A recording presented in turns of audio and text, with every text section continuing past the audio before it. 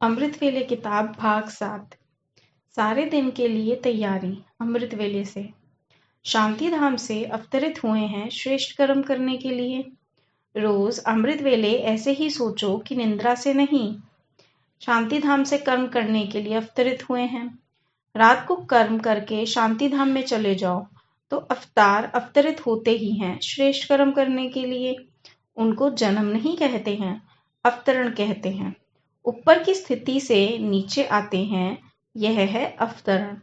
तो ऐसी स्थिति में रहकर कर्म करने से साधारण कर्म भी अलौकिक कर्म में बदल जाते हैं। जैसे दूसरे लोग भी भोजन खाते, लेकिन आप कहते हो ब्रह्मा भोजन खाते हैं। फर्क हो गया ना। चलते हो लेकिन आप फरिश्ते की चाल चलते, डबल लाइफ स्थिति में चलते हो, तो अलौकिक चाल, अलौकिक कर्म हो गया। रोज अमृत वेले सारे दिन के लिए अटेंशन रखो, स्वयं की चेकिंग करो। सदा अनुभव करते हो कि हमारा आत्मिक स्वरूप का सितारा चमक रहा है। सदा चमकता है पर कभी कभी चमकता है। जब बाप द्वारा नॉलेज का सितारा चमक गया तो अभी बुझ तो सकता नहीं, लेकिन चमक की परसेंटेज कम और ज्यादा हो सकती है। उसका कारण क्या है? अटेंशन की कमी। जैसे दीपक में अगर सदा घृत डालते रहो तो वह एक रस जलता रहता है। घृत कम हुआ तो हलचल करेगा। ऐसे अटेंशन कम हो जाता है तो परसेंटेज की चमक भी कम हो जाती है। इसलिए बाप दादा की श्रेष्ठ मत है, रोज अमृत वेले सारे दिन के लिए अटेंशन रखो। अटेंशन रहता भी है, लेकिन और अंडरलाइन करो। जहां टेंशन होगा वहां किसी भी प्रकार का टेंशन हो नहीं सकता। जैसे रात होगी तो दिन नहीं हो सकता ना। टेंशन है रात, अटेंशन है दिन, तो दिन और रात दोनों इकट्ठे रह नहीं सकते। अगर किसी भी प्रकार का टेंशन है तो सिद्ध है अटेंशन नहीं है। साधारण अटेंशन और संपूर्ण अटेंशन में भी अंतर है। संपूर्ण अटेंशन अर्थात जो बाप के गुण व शक्तियां हैं वह अपने में हो। अमृत वेले से लेकर स्वचिंतन शुरू करो और बार बार स्वचिंतन के साथ साथ सर्व की चेकिंग करो। चेकिंग नहीं करते, चिंतन करते। इसको एक दृढ़ संकल्प की रीति से अपने जीवन का निजी कार्य नहीं बनाते, इसलिए अलबेलापन आता है। जैसे भोजन खाना एक निजी कार्य है ना, वह कभी भूलते हो क्या? आराम करना है, यह निजी कार्य है ना। अगर एक दिन भी 2-4 घंटे आराम कम करेंगे तो चिंतन चलेगा, नींद कम ली। जैसे उसको इतना आवश्यक समझते हो, वैसे स्वयं चिंतन और स्वयं की चेकिंग, इसको आवश्यक कार्य न समझने के कारण अलबेलापन आ जाता है। पहले वे आवश्यक समझते हो, यह नहीं। अमृत वेले रोज इस आवश्यक कार्य को रिफ्रेश करो, तभी सारा दिन उसका बल मिलेगा। अगर फिर भी अलबेलापन आता है तो अपने आप को सजा दो।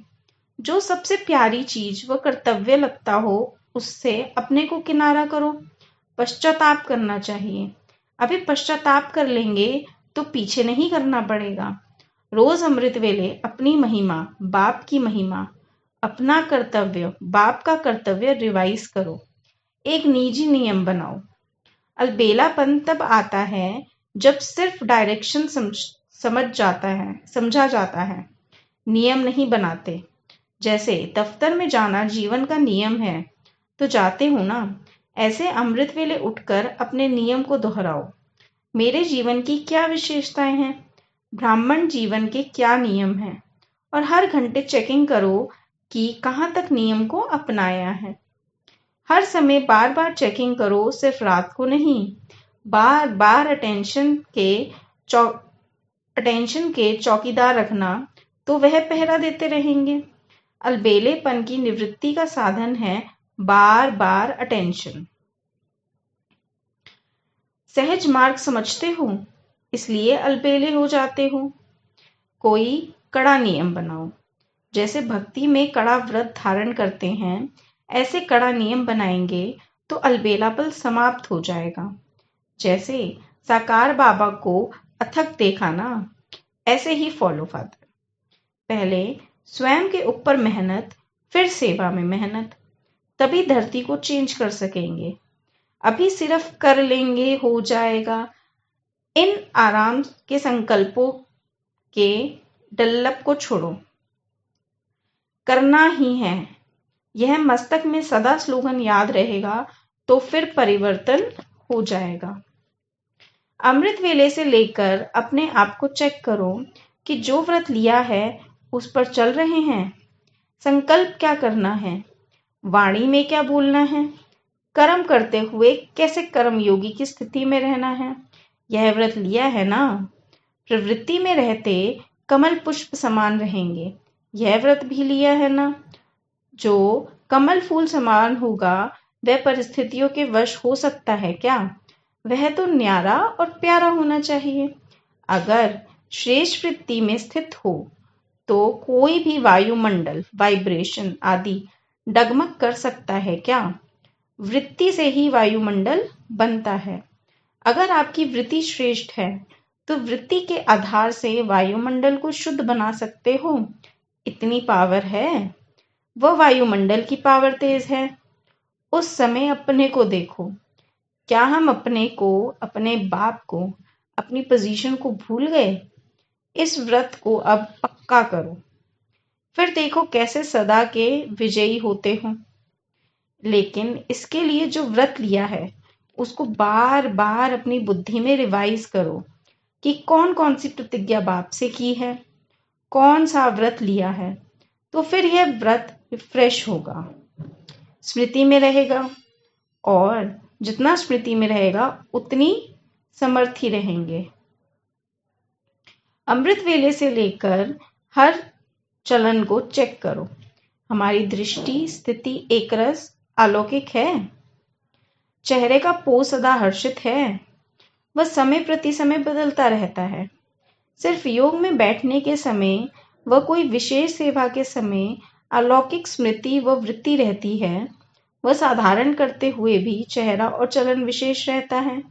कोई भी आपको देखे कामकाज में बहुत बिजी हो, कोई हलचल की बात भी सामने हो, लेकिन आपको अलौकिक समझते हैं तो चेक करो बोलचाल, चेहरा, साधारण कार्य में भी न्यारा और प्यारा अनुभव होता है।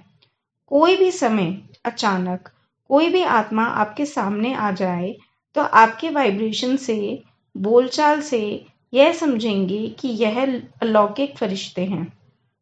अमृत वेले से उठकर अपने को अटेंशन के पट्टे पर चलाना है।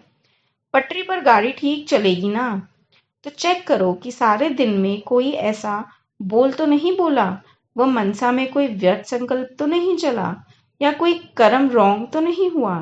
हर संकल्प पर पहले से ही अटेंशन रहे। योग युक्त होने से ऑटोमेटिकली युक्तियुक्त संकल्प, बोल और कर्म होगा। परिवर्तन शक्ति को कार्य में लगाओ। अमृत वेले से रात तक जो भी देखते हो, सुनते हो, सोचते हो व कर्म करते हो, उसको लौकिक से अलौकिक में परिवर्तन करो। यह प्रैक्टिस है बहुत सहज, लेकिन अटेंशन रखने की आवश्यकता है। जैसे शरीर की क्रियाएं, खाना पीना, चलना स्वतः हैं, सहज रीति करते रहते हो, तो शरीर की क्रियाओं के साथ साथ आत्मा का मार्ग, आत्मा का भोजन, आत्मा का पुरुषार्थ अर्थात चलना, आत्मा का सैर, आत्मा रूप का देखना व आत्मा रूप का सोचना क्या है, यह साथ साथ करते चलो तो लौकिक से अलौकिक जीवन सहज अनुभव करेंगे। विधि पूर्वक चलो। स्वयं के पुरुषार्थ में और सेवा में सदा वृद्धि होती रहे, उसका सहज साधन कौन सा है? वृद्धि का सहज साधन है अमृत वेले से लेकर विधि पूर्वक चलना, तो जीवन वृद्धि को पाएगा। कोई भी कार्य सफल तब होता है जब विधि से करते हैं। ब्राह्मण अर्थात विधि पूर्वक जीवन, अगर किसी भी बात में स्वयं के पुरुषार्थ व सेवा में वृद्धि नहीं होती तो जरूर कोई विधि में कमी है।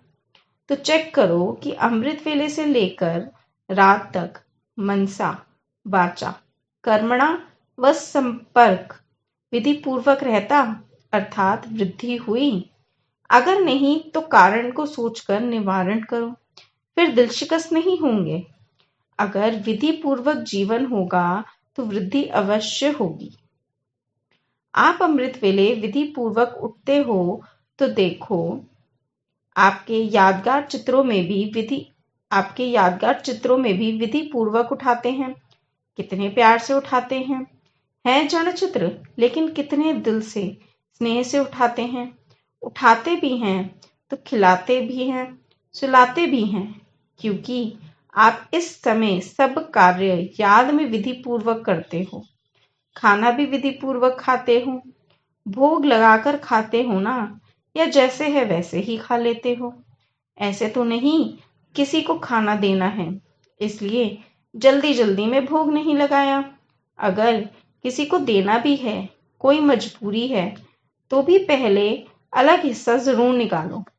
ऐसे नहीं किसी को खिलाकर पीछे भोग लगाओ।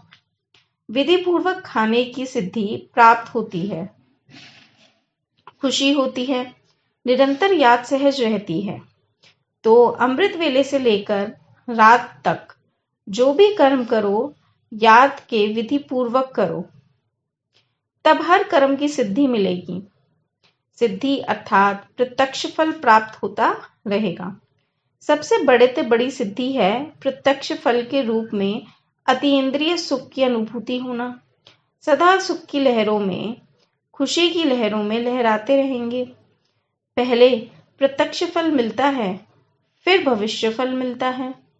इस समय का प्रत्यक्ष फल अनेक भविष्य जन्मों के फल से श्रेष्ठ है।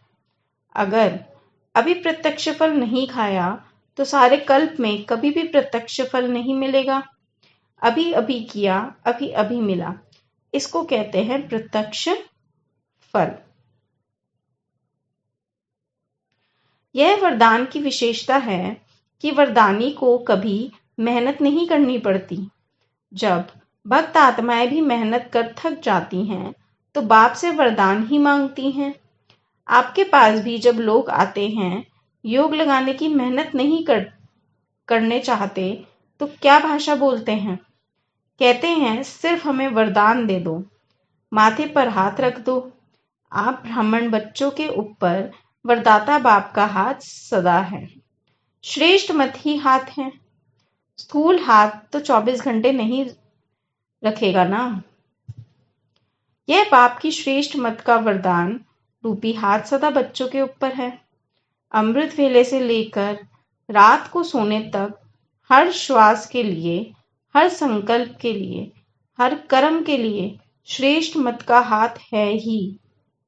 इसी वरदान को विधि पूर्वक चलाते चलो तो कभी भी मेहनत नहीं करनी पड़ेगी। मर्यादाओं का पालन करो। अमृत वेले से लेकर रात तक की मर्यादा पूर्वक जीवन को अच्छी तरह से जानते हो, उसी प्रमाण चलना, यही पुरुषोत्तम बनना है। जब नाम ही है पुरुषोत्तम अर्थात सर्वसाधारण पुरुषों से उत्तम, तो चेक करो कि हम श्रेष्ठ आत्माओं की पहली मुख्य बात स्मृति उत्तम है। स्मृति उत्तम है तो वृत्ति और दृष्टि स्थिति स्वतः ही श्रेष्ठ है। स्मृति की मर्यादा को जानते हो। मैं भी श्रेष्ठ आत्मा और सर्व भी एक बाप की श्रेष्ठ आत्माएं हैं। वैरायटी आत्माएं वैरायटी पाठ बजाने वाली हैं। यह पहला पाठ नेचुरल रूप में स्मृति स्वरूप में रहे। देह को देखते भी आत्मा को देखें। यह समर्थ स्मृति हर सेकंड स्वरूप में आए, स्मृति स्वरूप हो जाएंगे। सिर्फ सिमरन न हो कि मैं भी आत्मा, यह भी आत्मा, लेकिन मैं हूं ही आत्मा, यह भी है ही आत्मा। इस पहली स्मृति की मर्यादा स्वयं को सदा निर्विघ्न बनाती और औरों को भी इस श्रेष्ठ स्मृति में के समर्थपन के वाइब्रेशन फैलाने में निमित्त बन जाते हैं। जिससे और भी निर्विघ्न बन जाते हैं। बाप दादा आज अमृत वेले चारों ओर के बच्चों की प्योरिटी की पर्सनालिटी चेक कर रहे थे। प्योरिटी की परिभाषा को भी अच्छी तरह से जानते हो। प्योरिटी सिर्फ ब्रह्मचार्य व्रत नहीं, ब्रह्मचार्य व्रत में तो आजकल सर्कमस्टांस अनुसार कई अज्ञानी भी रहते हैं। ज्ञान से नहीं लेकिन हालातों को देखकर। कई भक्त भी रहते हैं, वो कोई बड़ी बात नहीं है, लेकिन प्योरिटी को सारे दिन में चेक करो। पवित्रता की निशानी है स्वच्छता, सत्यता। अगर सारे दिन में चाहे उठने में, चाहे बैठने में, चाहे बोलने में, चाहे सेवा करने में, चाहे स्थूल सेवा की व सूक्ष्म सेवा की, लेकिन अगर विधि पूर्वक नहीं की, विधि में भी अगर जरा सा अंतर रह गया तो वो भी स्वच्छता अर्थात पवित्रता नहीं, व्यर्थ संकल्प भी अपवित्रता है। क्यों? आप सोचेंगे कि हमने पाप तो किया ही नहीं, किसी को दुख तो दिया ही नहीं, लेकिन अगर व्यर्थ चला, समय गया, संकल्प गया, संतुष्टता गई, तो आपके परिवर्तन की फाइनल स्टेज की डिग्री में फर्क पड़ जाता है। 16 कला नहीं बन सकेंगे, 15 कला, 14 कला, 13.5 कला नंबरवार हो जाएंगे। तो अपवित्रता सिर्फ किसको दुख देना या पाप कर्म करना नहीं है, लेकिन स्वयं में सत्यता, स्वच्छता, विधि पूर्वक अगर अनुभव करते हो तो पवित्र हो। निकल गया, बोलना नहीं था लेकिन बोल लिया, तो इसको क्या कहेंगे? मालिक हैं। इसीलिए अमृत वेले से लेकर रात तक अपने संकल्प, बोल, कर्म, सेवा सबको चेक करो। मोटे रूप से नहीं चेक करो। अगर मोटे रूप से चेक करेंगे तो देखो, चंद्रवंशी को मोटी निशानी तीर कमान दिया है और सूर्यवंशी को कितनी छोटी सी मुरली दे दी है। मुरली कितनी हल्की है और तीर कमान कितना मेहनत का है। पहले तो निशाना लगाते रहो, दूसरा बोझ उठाते रहो और मुरली देखो, नाचो, गाओ, हंसो, खेलो। तो इसलिए मोटा मोटा रूप न पुरुषार्थ का रखो, न चेकिंग का रखो। अभी महीन बुद्धि बनो, क्योंकि समय समाप्त अचानक होना है, बताकर नहीं होना है। बाप दादा ने तो पहले ही कह दिया है कि कोई उल्हाना नहीं देना। बाबा आपने बताया क्यों नहीं? बाबा कभी भी टाइम कॉन्शियस नहीं बनाएगा। आज्ञाकारी रहने का दृढ़ संकल्प करो। ब्रह्मा बाप के हर कदम पर कदम रखना, इसको कहा जाता है फॉलो फादर। तो ब्रह्मा बाप ने बाप की श्रीमत पर पहला कदम क्या उठाया? पहला कदम आज्ञाकारी बनो। जो आज्ञा मिली उसी आज्ञा को प्रत्यक्ष स्वरूप में लाया। तो चेक करो कि आज्ञाकारी के पहले कदम में फॉलो फादर हैं। अमृत वेले से लेकर रात तक मनसा, वाचा, कर्मणा, संबंध, संपर्क में जो आज्ञा मिली हुई है उसी आज्ञा प्रमाण चलते हैं कि कोई आज्ञा पालन होती है और कोई नहीं होती है। संकल्प भी आज्ञा प्रमाण है कि मिक्स हैं। अगर मिक्स हैं तो फुल आज्ञाकारी हैं या अधूरे आज्ञाकारी हैं। हर समय के संकल्प की आज्ञा स्पष्ट मिली हुई है। अमृत वेले क्या संकल्प करना है ये भी स्पष्ट है ना। तो फॉलो करते हो कि अभी परम धाम में चले जाते हो और कभी निंद्रा लोक में चले जाते हो। हर कर्म में हर समय कदम पर ही कदम है। बाप का कदम एक और बच्चों का कदम दूसरा हो तो उसे आज्ञाकारी नहीं कहेंगे। चाहे परमार्थ में चाहे व्यवहार में, दोनों में जो जैसी आज्ञा है वैसी आज्ञा को पालन करना, इसकी परसेंटेज चेक करो। चेक करना आता है ना? तो पहला कदम आज्ञाकारी बनो। आज्ञाकारी को सदा बाप की दुआएं सतह मिलती हैं और साथ साथ ब्राह्मण परिवार की भी दुआएं मिलती हैं।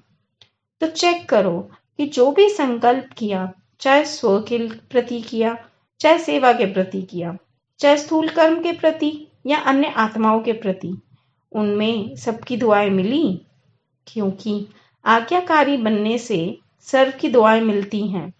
और यदि दुआएं मिल रही हैं तो उसकी निशानी है कि दुआओं के प्रभाव से दिल सदा संतुष्ट रहेगा और मन संतुष्ट रहेगा। ओम शांति।